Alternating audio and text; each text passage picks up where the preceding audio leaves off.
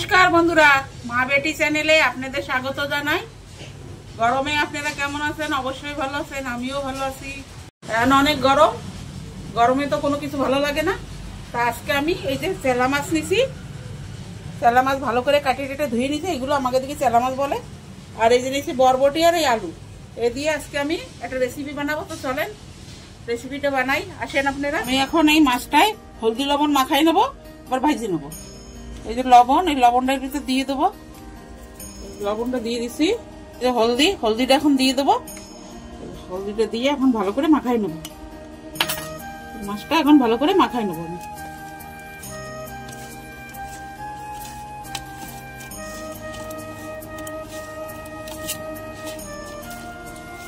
কড়াইটা গরম হয়ে গেছে, কড়াইতে দিয়ে দেবো সরষের তেল।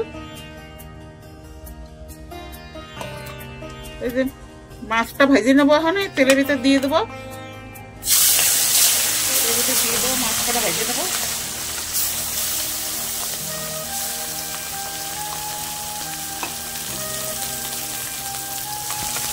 এখন এই মাছ কটা পাল্টাই দেবো, এক পিঠ ভাজা হয়ে গেছে, এখন পাল্টাই দেবো।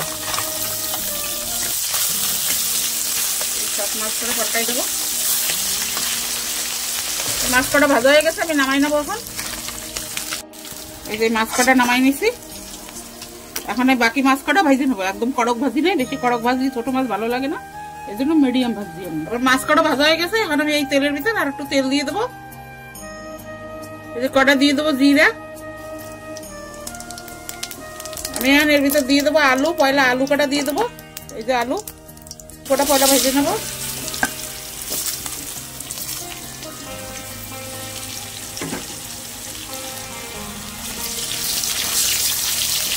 আলু কটা একটু ভাজবে, তারপরে বরবটি দেবো। একসাথে দিলে বরবটি কটা গলে যাবে না, সেই জন্য আলু কটা ভেজে নেবো। আমার আলু কটা ভাজা হয়ে গেছে লাল লাল করে, এখন আমি এর ভিতরে এই বরবটি গুলো দিয়ে দেবো। এই যে সব কটা বরবটি এর ভিতরে দিয়ে দেবো। সব বরবটি দিয়ে দিচ্ছি, আমি বরবটি কটা ভালো করে ভাজা ভাজা করে দিচ্ছি। আমি একবারে সোমবার দিয়েই বসাইছি।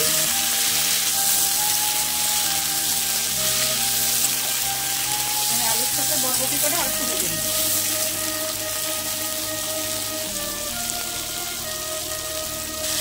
এই যে মানে আলু বরবটিটা ভালো করে সুন্দর করে ভাজা হয়ে গেছে, আমি এর ভিতর দিয়ে দেবো। এখন এর ভিতরে আমি 1 চামচ আদা জিরে বাটা দিয়ে দেবো।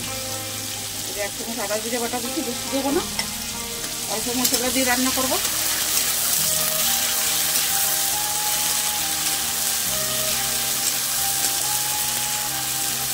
এই যে এখন দিয়ে দেবো হলুদ এর ভিতরে। এই যে হলুদ, এই যে আমি দিয়ে দেবো 1 চামচ মির্চি পাউডার। হলদি দিয়ে দিচ্ছি পয়লা, এখন 1 চামচ মির্চি পাউডার ঢেলে দেবো।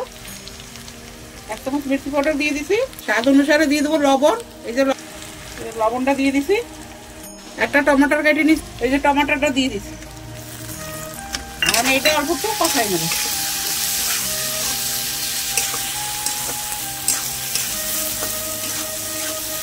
আমি একটু ভালো করে নাড়াচাড়া দিয়ে নেবো, তো টমেটোটা ভাজা ভাজা হয়ে যাবে।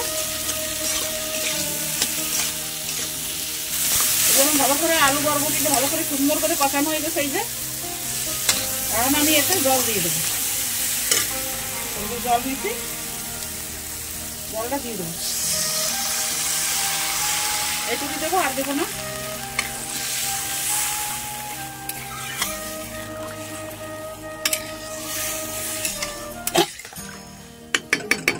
এটা ভালো করে ফুটাই নেবো, তারপরে মাছ কটা দিয়ে দেবো। এই যে মাছের ঝোলটা ভালো করে ফুটে গেছে আমার, আমি এখন এর ভিতরে ভাজা মাছ কটা সব দিয়ে দেবো। এই যে আমি এর ভিতরে ভাজা মাছ কটা সব দিয়ে দেবো। দিয়ে দিচ্ছি ভাজা মাছ কটা, নাড়ি ছেড়ে দেবো। এই যে মাছ কটা ভালো করে নাড়ি ছেড়ে দিছি। এখন আর অল্প একটু ফুটলে তারপরে নামাই নেবো। আর বেশি ফুটাবো না, অল্পটাই ফুটাবো। হয়ে গেছে রান্না।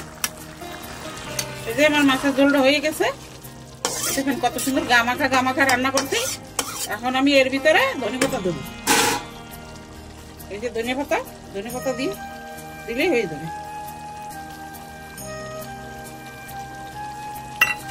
হয়ে গেছে আমার রান্নাটা, এখন আমি নামাই নেবো। দেখেন বন্ধুরা, আমি আলু দিয়ে বরবটি দিয়ে চেলা মাছের তরকারি রান্না করছি, গামাখা রান্না করছি। আর এই রান্নাটা খাইতে অনেক ভালো লাগে গরম ভাতের সাথে। আপনারাও এরকম রান্না করে খাবেন।